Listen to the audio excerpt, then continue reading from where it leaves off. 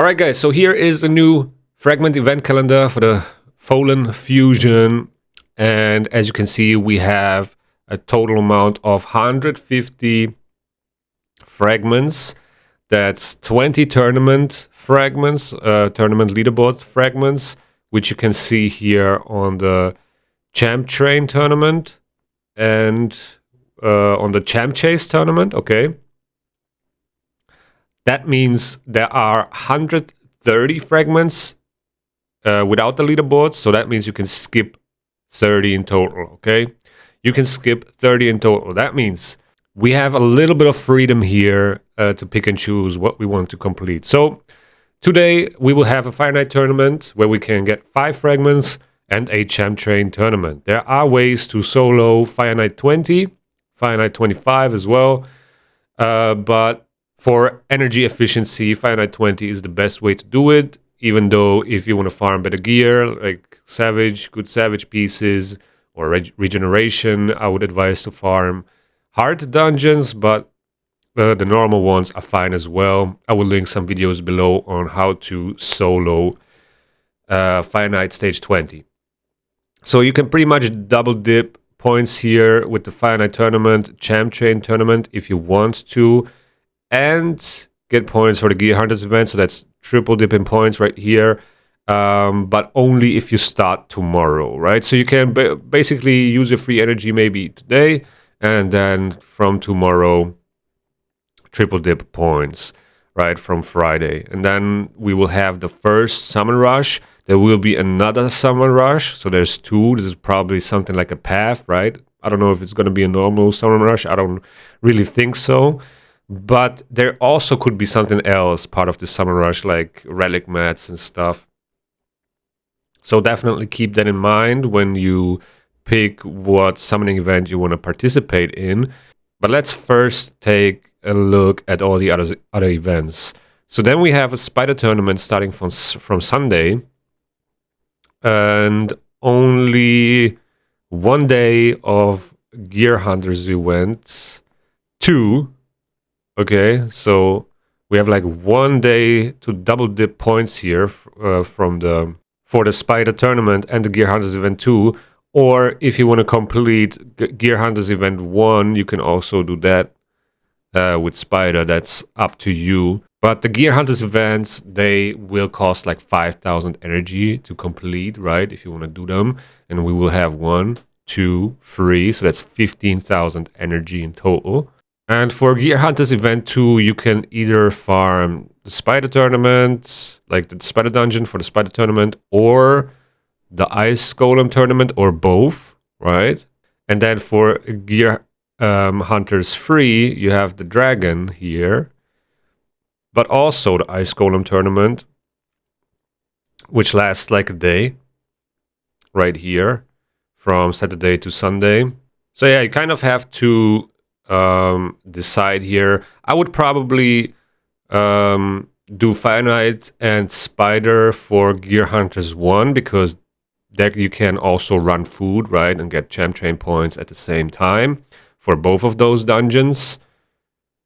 Where here on Gear Hunters Event 2, there's no Champ Train during the Spider tournament, so it's probably better to do the Spider tournament on Gear Hunters 1. So you can double dip points for Champ Train as well.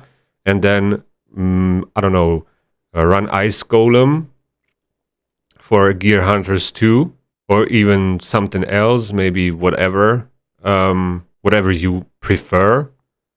And then complete Ice Golem and Dragon for Gear Hunters 3. Most likely there will be a event dungeon tournament, right? There's no event dungeon tournament in the Fusion plan, obviously, but we will most likely have one. So you can probably run that for Gear Hunters 2, okay?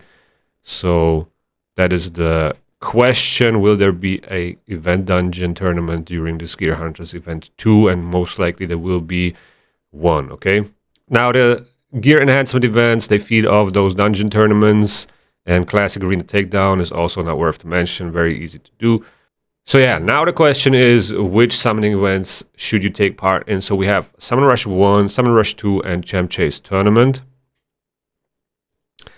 And this is kind of interesting because the first Summon Rush gives 20 fragments, and then the second Summon Rush gives 15, and the Champ Chase Tournament gives 15 plus 10. So theoretically, you could skip the first one, first Summon Rush, go for the second one, complete the second one, and then you would theoretically only need 5 out of this Champ Chase Tournament. But the question is if that's possible.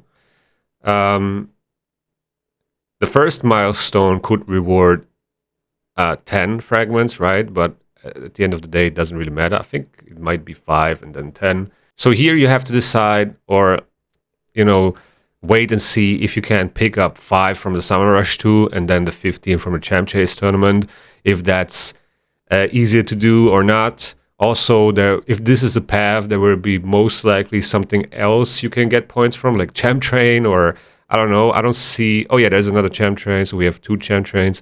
I don't know. Anything could be possible here to get points for this, or it's just another Summon Rush, or a deck with the Summon Rush.